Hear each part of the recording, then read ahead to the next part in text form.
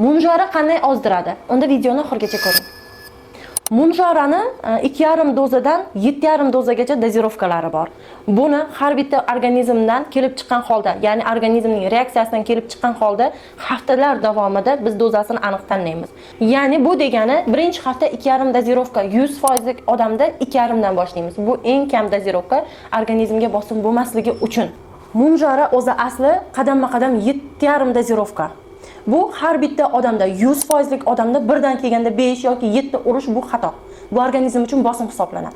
Albatta, birinchi 2,5 dozirovka urishimiz shart. 2,5 dozirovkani urganimizdan so'ng bir hafta davomida organizmning reaksiyasini kuzatamiz.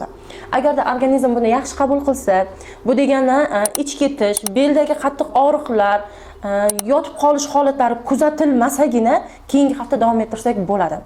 Bu degani har hafta 2,5 oladi degani emas.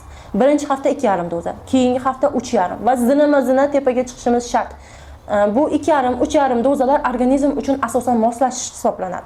5 dan keyingi dozalarimiz yog' erituvchi bo'lib ishlaydi. 5 dan keyingi dozalar